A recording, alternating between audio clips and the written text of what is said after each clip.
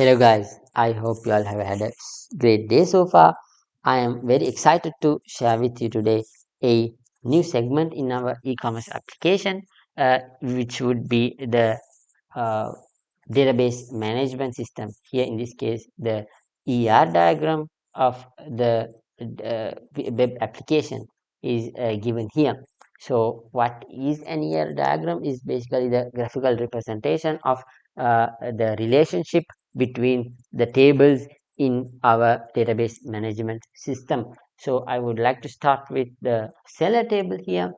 Uh, in my scenario, it is such that a single seller, a seller has his products, he sells them, and buyer buys these products. Like the two roles are separated.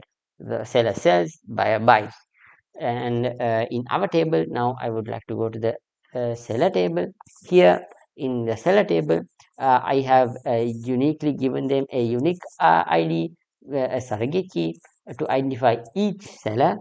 The name is given for their brand, and then a contact person name and contact number and email are given, are required, so that when there is any kind of an issue, we would be able to contact a specific personnel regarding this matter. So the seller table connects with the product table here in a relationship of one to many, where a single seller can have multiple products to be sold, yet a single product or single row of data in the product table would always relate to a single particular seller or brand.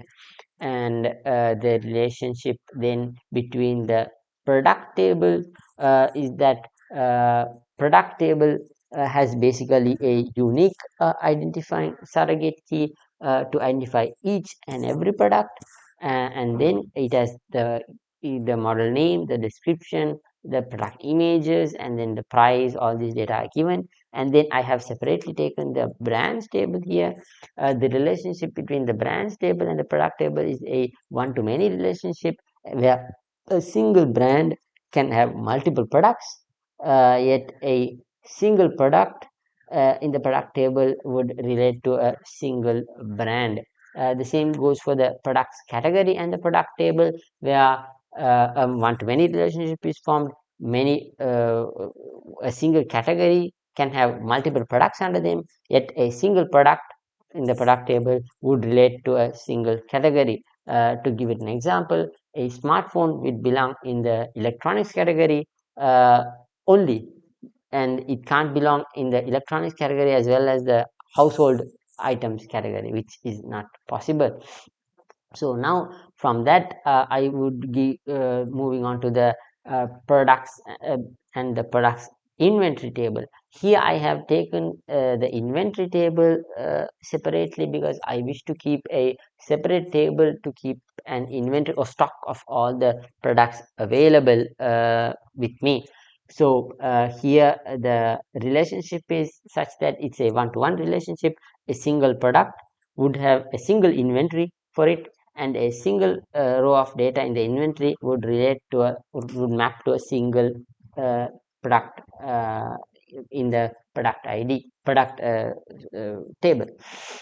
So here I have given once again a unique identifying ID here to identify each inventory, so that when there are issues of less stock or more multiple stocks, or any of these kind of data could be easily gathered or uniquely identified. So the other data given are quantity of this product, of each product, and the product arrival time and product delivery time and product return time. All these are stored to keep uh, uh, a flow or an understanding of when the new products have arrived for this particular product, and then when these were sent for delivery for the user, and then when they were returned, if they were returned from the user because of some issue. And then of course the quantity returned is also given in this table. So that is the relationship between these two. Now I would be moving on to the product purchase history. So the relationship between the product inventory and the product purchase history table is that a one-to-many relationship where a single product inventory, single row of data in the product inventory could be in multiple purchase histories, could have multiple purchases because a single product could be sold multiple times. So that's that. And but a single purchase history, single row of data in the purchase history would always relate to a single particular product inventory, because it specifically talks about a single product in the inventory table. So I would further like to talk about the purchase history table. Here the different relationships between the purchase history table and other tables are given here. I would quickly like to talk about first of all, the relationship between the purchase history table and the transaction table, because that's the next flow. Once you have made a purchase history, it would be the transaction. So I will quickly first of all talk about the purchase history table. Here once again I have given it a unique ID to identify each unique purchase, and then I have given the purchase time and purchase quantity are given, and then the user ID is taken from the user table here, because uh, the relationship between them is one to many, where a single user can make multiple purchases, yet a single purchase, a single row of data in the purchase history would relate or map to a single user, or, or a unique user. And the next would be the relationship between the transaction table and the purchase history table. Here it's a one-to-one relationship. Why one-to-one? Because a single transaction would relate to a single purchase uh, purchase in the purchase table, and the vice versa is the same. A single purchase would have a single transaction, as we are not allowing multiple transactions, or even what do we call it, the payment of in multiple terms, since it's not allowed. So a single transaction would relate to a single purchase history. And I would like to quickly talk about the relationship between the user table and the transaction table here as well. Here a single user can make multiple transactions, yet a single data row of data in the transaction table would relate to a single user, because only only one person would pay for one product, not that many people can pool together and pay for a product, since that does not happen. So that's the relationship between them. And now I would go to the delivery table. Delivery table here would be about the delivery process. Once the purchase and transaction has been done, next we have to deal with the delivery. Delivery table has a relationship first of all with the inventory table, where it takes its products, where it takes stocks from the products, and then the relationship would be the delivery status and the delivery table. Here I have taken the delivery status separately from the delivery table, where simply to avoid the duplication of data. Here the delivery status I have taken as three states: either successful, delivery has been successfully done, or pending, where the user was not the user could not be located, or the delivery has not been done so far. The next is return. Return is where the user is for some reason has returned the product back to us. So that has to be done as well. So these are the three states. I have taken it as separately, and a relationship is obviously one to many. Yeah, a single status could be related to many different deliveries, but a single row of data in the delivery table would relate to a single state. Either it's sent or successfully delivered, or it's pending, or it's returned. That's it. And then the relationship between the purchase history and the delivery table is a one-to-one relationship, where a single delivery would relate to a single purchase history. single purchase of a single product would be related to a single row of data in the delivery table.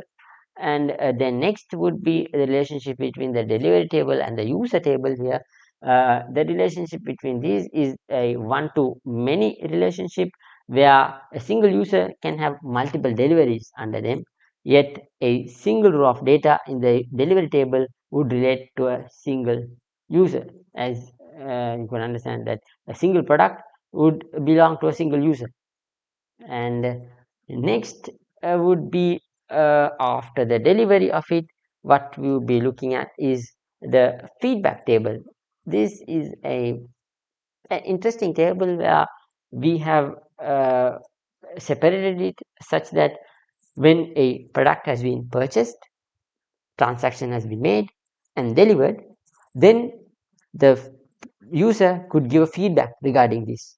The feedback could be regarding the purchase history, any issues regarding the amount paid, the way it was paid, the delivery, how it was done, whether it was done in time. All these could be related in the or could be segmented in the feedback table.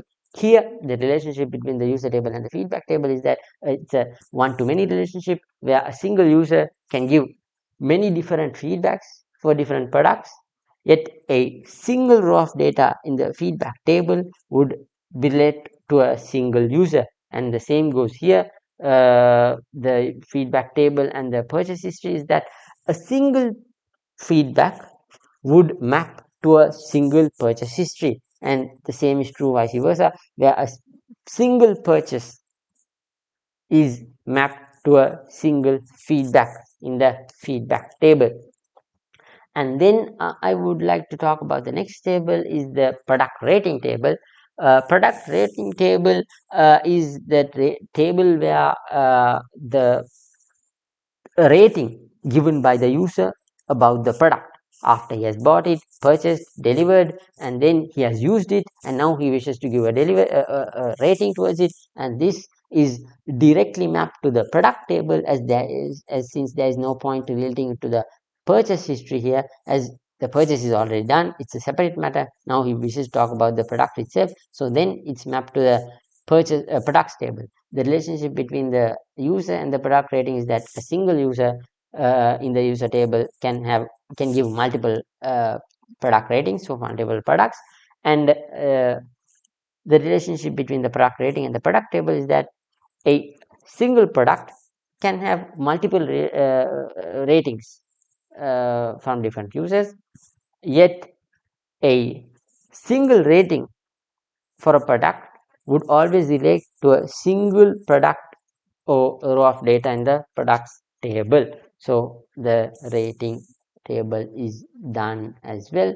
Now I would be moving on to the chat table. This is a unique table where the user and the seller come together. This would be the only opportunity where the seller and user meet in some way during this process. This table has been given to unique situations where a user has looked into a product and has read or has gone through all the details, the price, description, and everything. Yet he has a unique question or unique query regarding this product. So then he directly questions the seller itself and asks whatever he has in mind. So here it's a point to note that I have not given a surrogate key here to uniquely identify the chat, as I did not believe it necessary to uniquely identify each and every chat going between the user and the seller. And if there is comes a need, I wish to look at the chat history, I could simply set a query to have all the data or history between the seller and the user uniquely, because their IDs are already taken, the user ID as well as the seller ID. So that's it about that. And now I would be moving on last to the user table. The user table here is once again given a unique ID to identify them uniquely, and a name, mobile address, and email and password are taken. And then I have taken the country and the city tables separately, since they both have a one to many relationship between themselves, where a single country can have multiple users under it, yet a single user would have only a single country. The same goes for the city table, where a single city can belong to many different users, yet a single user can only have a single city. So that's all it is about, and I hope it was somewhat informative. And if there was an errors, please do let me know. And thank you very much.